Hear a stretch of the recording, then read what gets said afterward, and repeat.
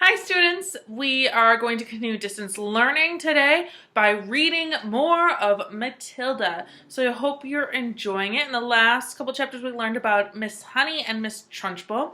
Miss Honey is that sweet and kind teacher who has taken to helping Matilda.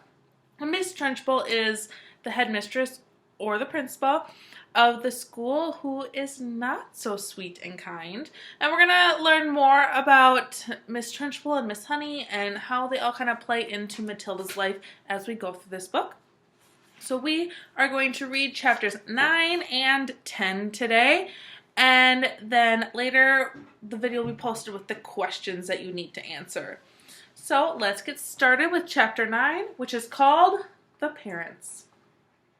When Miss Honey emerged from the headmistress's study, most of the children were outside in the playground. Her first move was to go round to the various teachers who taught the senior class and borrow from them a number of textbooks, books on algebra, geometry, French, English literature, and the like. Then she sought out Matilda and called her into the classroom. "There is no point," she said, "in you sitting in class doing nothing while I am teaching the rest of the students the 2 times table and how to spell cat and rat and mouse. So, during each lesson, I shall give you one of these textbooks to study. At the end of the lesson, you can come up to me with your questions, if you have any, and I shall try to help you. How does that sound?" "Thank you, Miss Honey," Matilda said. "That sounds fine." "I am sure," Miss Honey said, "that we'll be able to get you moved into a much higher form later on, but for the moment the headmistress wishes you to stay where you are." "Very well, Miss Honey," Matilda said. "Thank you so much for getting those books for me." What a nice child she is, Miss Honey thought. I don't care what her father said about her. She seems very quiet and gentlemanly, and not a bit stuck up in spite of her brilliance. In fact, she hardly seems aware of it. So when the class reassembled, Matilda went to her desk and began to study a textbook on geometry, which Miss Honey had given her.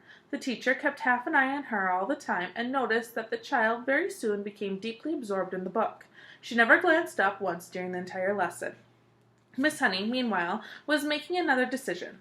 She was deciding that she would go herself and have a secret talk with Matilda's father and mother as soon as possible. She simply refused to let the matter rest where it was. The whole thing was ridiculous. She couldn't believe that the parents were totally unaware of their daughter's remarkable talents. After all, Mr. Wormald was a successful motor car dealer, so she presumed that he was a fairly intelligent man himself. In any event, parents never underestimated the abilities of their own children. Quite the reverse. Sometimes it was well nigh impossible for a teacher to convince the proud father or mother that their beloved offspring was a complete nitwit.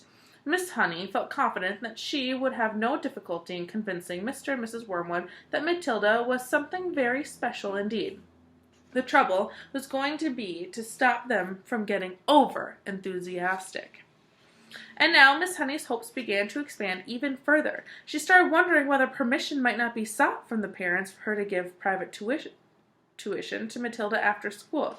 The prospect coaching a child as bright as this appealed enormously to her professional instinct as a teacher, and suddenly she decided that she would go and call Mr. and Mrs. Wormwood that very evening. She would go fairly late, between 9 and 10 o'clock, when Matilda was sure to be in bed. And that is precisely what she did. Having got the address in the school records, Miss Honey set out to walk from her own home to the Wormwoods' house street, where each smallish building was separated from the neighbors by a bit of garden. It was a modern brick house that could not have been cheap to buy, and the name on the gate said Cozy Nook. Nosy Cook might have been better, Miss Honey thought. She was given to playing with words like that. She walked up the path and rang the bell, and while she stood waiting, she could hear the television blaring. The door was opened by a small, ratty-looking man with a thin, ratty mustache who was wearing a sports coat that had an orange and red striped material. "Yes," he said, peering out at Miss Honey. "If you're selling raffle tickets, I don't want it." "I'm not," Miss Honey said, "and please forgive me for butting in on you like this. I am Matilda's teacher at school, and it's very important I have a word with you and your wife." I'm going to pause here real quick. How do you think this is going to go? Do you think it's going to go good and they're going to be super accepting like Miss Honey thinks they are? Or do you think they're gonna be not so kind to Miss Honey? So think about what we've learned about Mr. and Mrs. Wormwood, Matilda's parents, throughout this book. How do you think they're gonna react to being told that Matilda is very smart and that she wishes she was up a couple levels in grades? Think about that. You can maybe comment it in Google Classroom on today's post and see what you think on how they're going to react. And then we're going to continue on. Got into trouble already, has she? Mr. Wormwood said, blocking the doorway. Well, she's your responsibility from now on. You'll have to deal with her. She's in no trouble at all, Miss Honey said. I have come with good news about her. Quite startling news. Mr. Wormwood, do you think I might come in for a few minutes and talk to you about Matilda? Here they are. There's Mr. Wormwood opening the door, not looking too friendly. And there is Miss Honey. We are right in the middle of watching one of our favorite programs, Mr. Wormwood said. This is most inconvenient. Why don't you come back some other time? Miss Honey began to lose patience. Mr. Wormwood, she said, if you think some rotten TV program is more important than your daughter's future, then you ought to be a parent. Why don't you switch the darn thing off and listen to me? That shook Mr. Wormwood. He was not used to being spoken to in this way. He peered carefully at the slim, frail woman who stood so resolutely out on the porch. Oh, very well then, he snapped. Come on in and let's get it over with. Miss Honey stepped briskly inside. Mrs. Wormwood was going to thank you for this, the man said as he led her into the sitting room, where a large platinum blonde woman was gazing at the TV screen. Who is it? The woman said, not looking around. Some school teacher, Mr. Wormwood said. She says she's got to talk to us about Matilda. He crossed the TV set and turned down the sound, but left the picture on the screen. Don't do that, Harry, Mrs. Wormwood cried out. Willard is just about to propose to Angelica. You can still watch it while we're talking, Mr. Wormwood said. This is Matilda's teacher. She says she's got some sort of news to give us. My name is Jennifer Honey, Miss Honey said. How do you do, Mrs. Wormwood? Mrs. Wormwood glared at her and said, What's the trouble then? Nobody invited Miss Honey to sit down, so she chose a chair and sat down anyway. This, she said, was your daughter's first day at school. We know that, Mrs. Wormwood said, writing about missing her TV show. Is that all you came to tell us? There is Mrs. Wormwood watching her TV. Miss Honey stared hard into the other woman's wet gray eyes, and she allowed the silence to hang in the air, until Mr. Wormwood became uncomfortable. Do you wish me to explain why I came? She asked. Get on with it, then, Mrs. Wormwood said.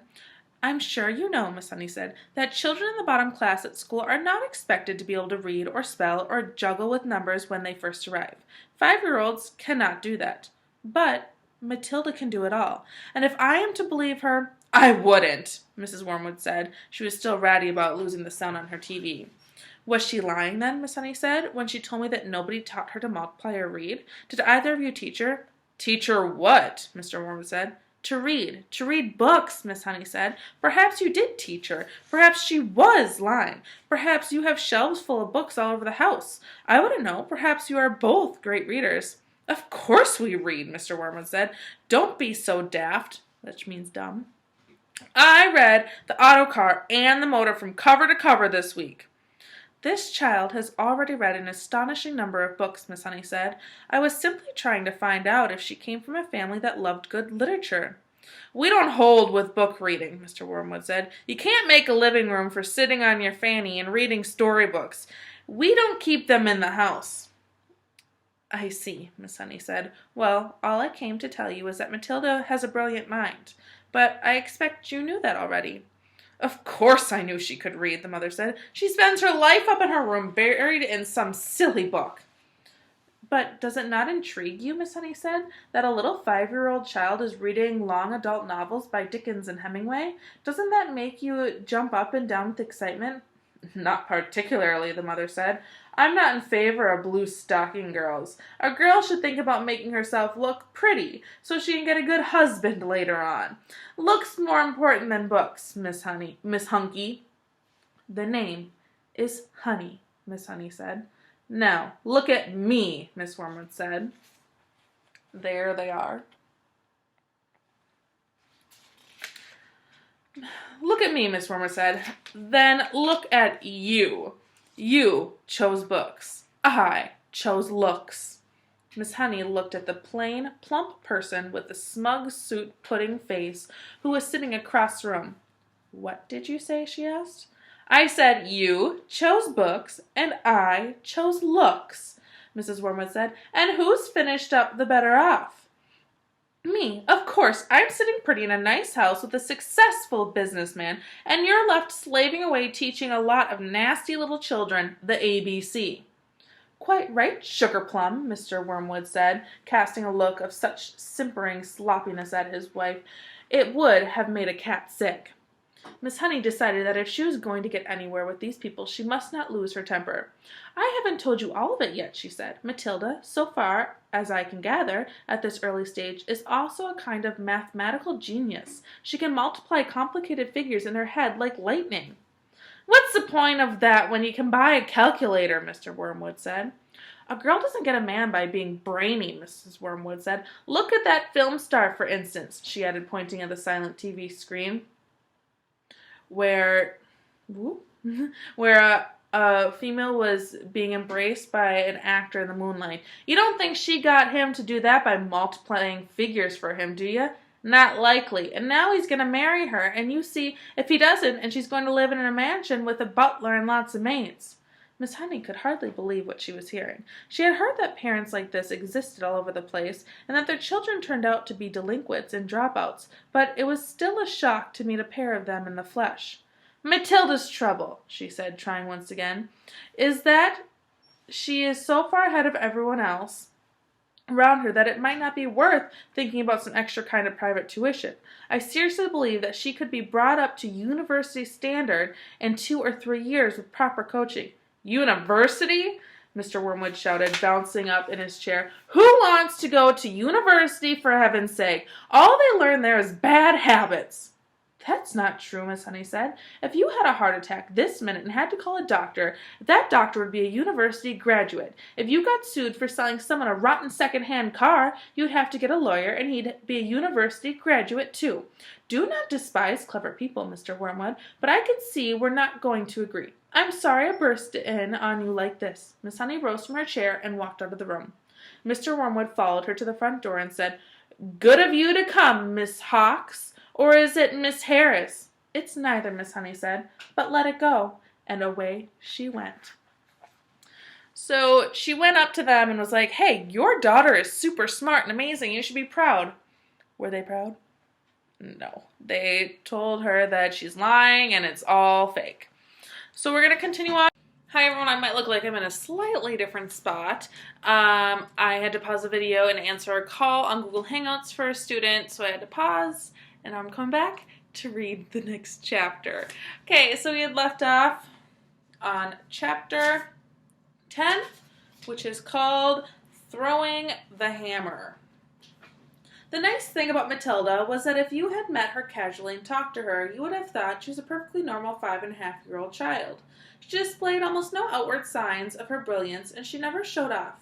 This is a very sensible and quiet little girl, you would have said to yourself, and unless for some reason you had started a discussion with her about literature or mathematics, you would never have known the extent of her brain power.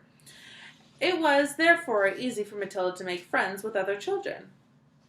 All those in her class liked her. They knew, of course, that she was clever, because they had heard her being questioned by Miss Honey on the first day of term. And they knew also that she was allowed to sit quietly with a book during lessons and not pay attention to the teacher. But children of their age do not search deeply for reasons. They are far too wrapped up in their own small struggles to worry overmuch about others, what others are doing, and why. Among Matilda's new-found friends was a little girl called Lavender. Right from the first day of the term, the two of them started wandering round together during the morning break and in the lunch hour. Lavender was exceptionally small for her age, a skinny little girl with deep brown eyes and with dark hair that was cut in a fringe across her forehead.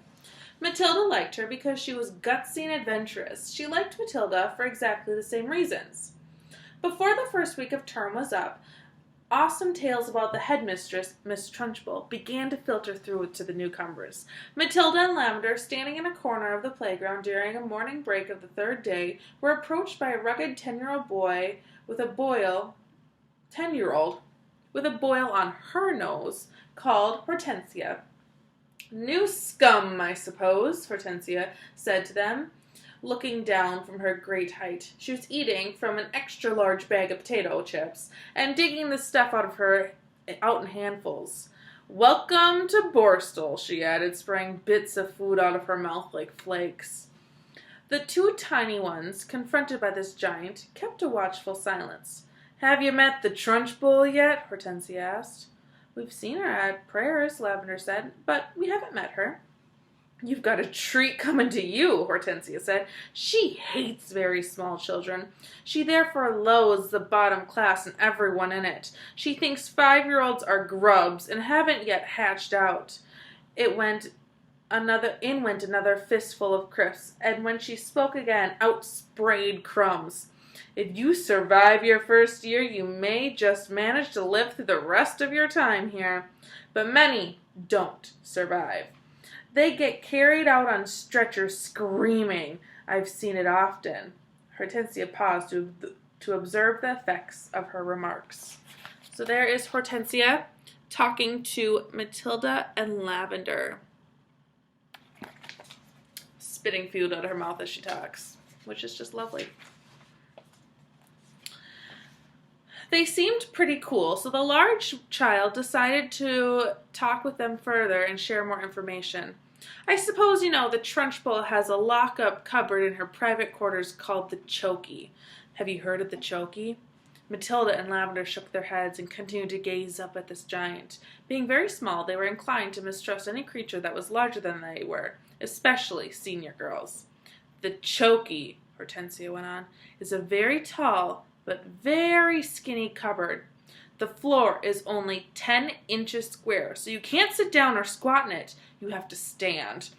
And 3 of the walls are made of cement with bits of broken glass sticking out all over, so you can't lean against it. You have to stand more or less at attention all the time while you're locked in there. It's terrible." "Can't you lean against the door?" Matilda asked. "Don't be dumb," Hortensia said. "The door's got thousands of sharp, spiky nails sticking out of it. They've been hammered through the outside, probably by the Trunchbull herself." "Have you ever been in there?" Lavender asked.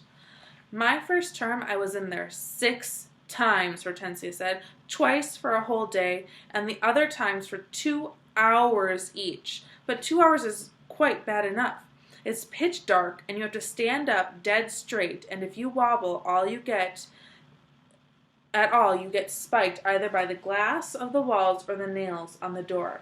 So this room, and some of you who've seen the movie kind of know what it looks like, is like a closet, a very, very small closet. So tiny that you have to stand stick straight. You can't even sit down because there's not enough room to sit. You're like in this tiny little box. Imagine walls as close as they can to you. Now, if you're like, "Well, I can just rest and lean back against the wall," not going to happen because there's broken glass in there. And imagine if you lean back against that. Ouch. And if you lean forward onto the door, it's full of nails. So that's kind of what this closet looks like and how they're describing it. And Hortensia said she's been in there twice for an entire day. So imagine being at school, 7:45 until 3:10 in this room. Other times 2 hours. So imagine 2 hours of your day being in that room. I would not be happy. "Why were you put in it?" Matilda asked. "What had you done?" "The first time," Hortensia said, "I poured half a tin of golden syrup on the seat of the chair Trunchbull was going to sit on at prayers. It was wonderful. She lowered herself into the chair, and there's a loud squelching noise, similar to what's made by a hippopotamus when lowering a foot into the mud banks of the Limpopo River. But you're too small and stupid to have read the Just So stories, aren't you?" "I've read them," Matilda said. There's Hortensia, spraying food out of her mouth still and talking to the girls. "You're a liar," Hortensia said. "You can't even read yet. But no matter. So when the Trunchbull sat down in the golden syrup, the squelch was beautiful, and when she jumped up again, the chair sort of stuck to the seat of those awful green pants she wears, and came up with her for a few seconds, and then the thick syrup slowly came unstuck. When she clasped her hands on the seat of her pants, and both hands got covered in the muck, you could have heard her bellow." "But how did she know it was you?" Lavender asked. "A little squirt called Ollie Bogwhistle sneaked on me," Hortensia said. "I knocked his front teeth out." "And the Trunchbull put you in the chokey for a whole day?" Matilda asked, gulping. "All day long," Hortensia said. "I was off my rocker when she let me out. I was babbling like an idiot."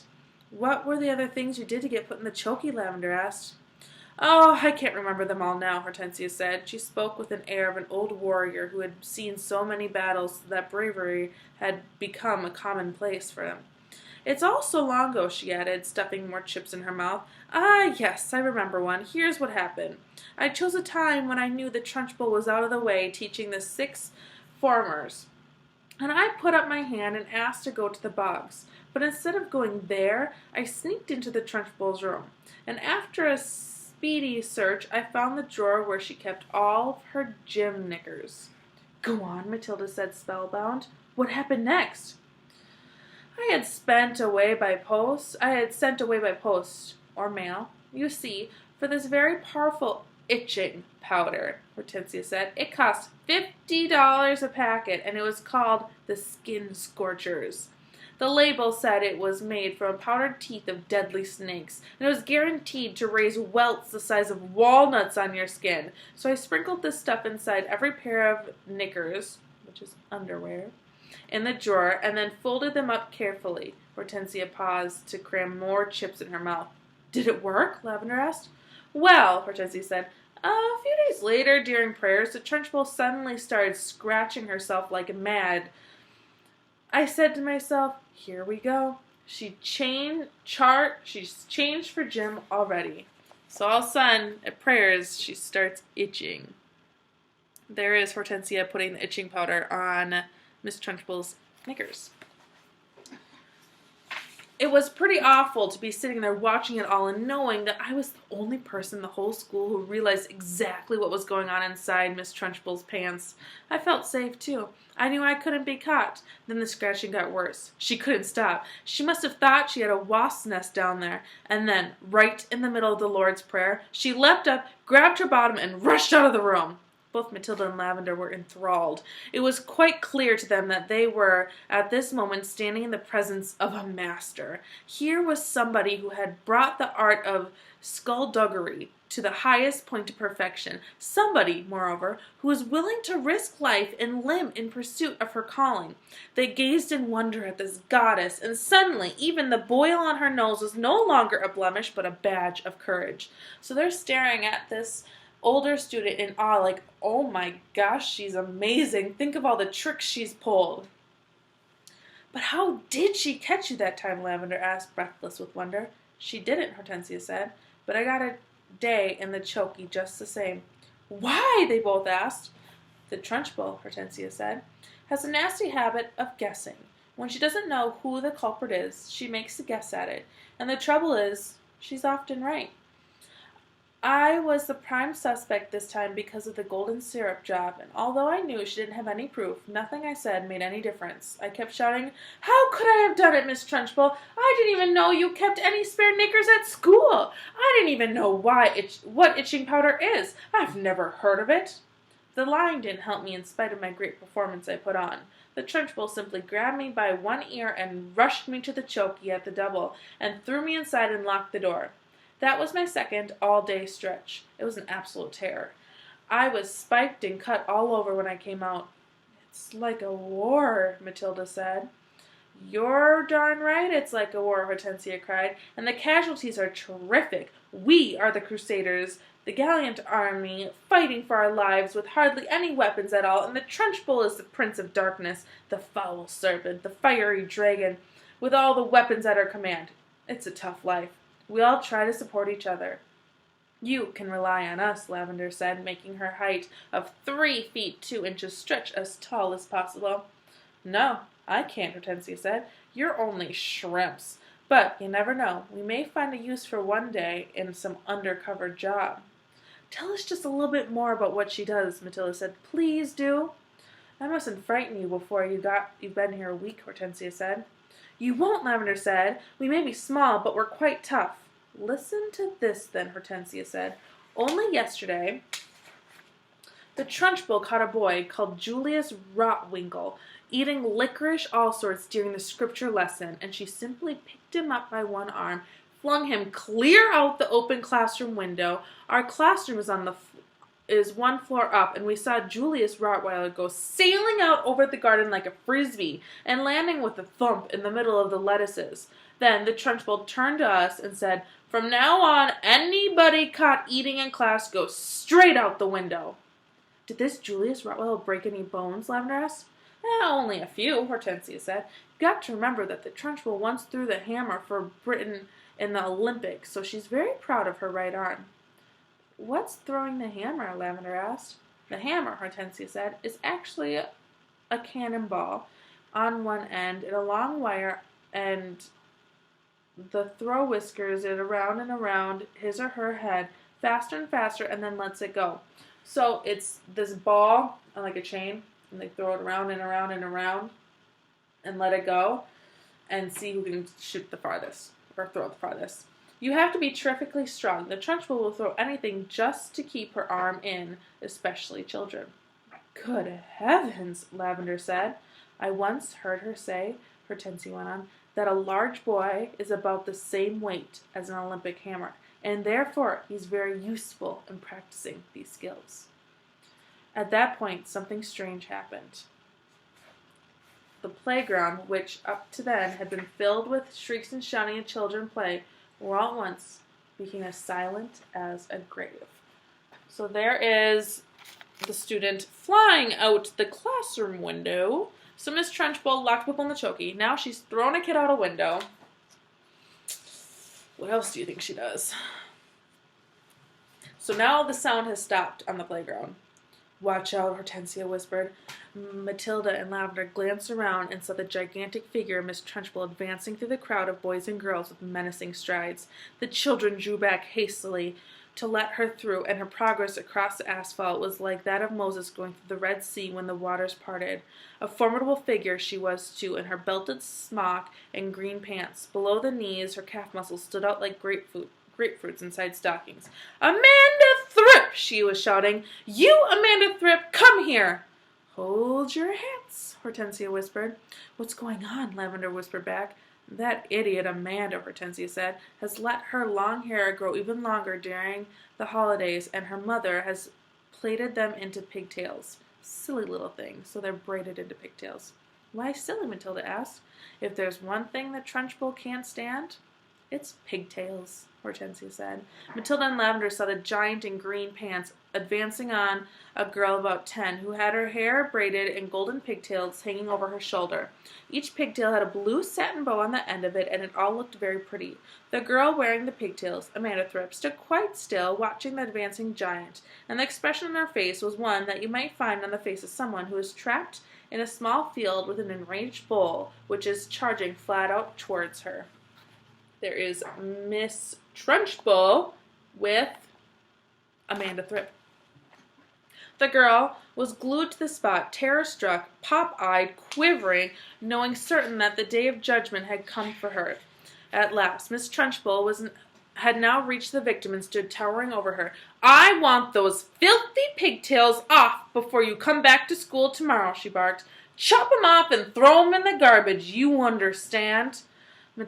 Amanda, paralyzed with fright, managed to stutter, My mummy likes them. She plates them for me every morning. Your mummy's a twit, the Trunchbull bellowed. She pointed her finger the size of a salami at the child's head and shouted, You look like a rat with a tail coming out of its head. My mummy thinks it looks lovely, Miss Trunchbull, Amanda stuttered, shaking like a leaf. I don't give a tinker's toot what your mummy thinks, the Trunchbull yelled, and with that she lunged forward, grabbed a hold of Amanda's pigtail in her right fist, and lifted the girl clear off the ground. Then she started swinging her around and around her head, faster and faster, and Amanda was screaming bloody murder, and the Trunchbull was yelling, "I'll give you pigtails, you little rat!" "Shades of the Olympics," Hortensia murmured. "She's getting up to speed now, just like she does with the hammer. 10-1, she's gonna throw her." And now the Trunchbull was leaning back against the weight of the whirling girl, pivoting expertly on her toes, spinning around and around, and soon Amanda Thrupp was traveling so fast she became a blur, and suddenly with a mighty grunt the Trunchbull let go of the pigtails, and Amanda went sailing like a rocket right over the wire fence of the playground, high up into the sky.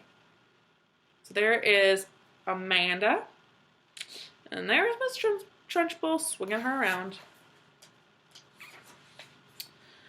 "Well thrown, sir," someone shouted from across the playground, and Matilda, who was mesmerized by the whole affair, saw Amanda Thrupp descending in a long, graceful parabola, which is like a rainbow, onto the playing field beyond. She landed on the grass and bounced 3 times and finally came to rest.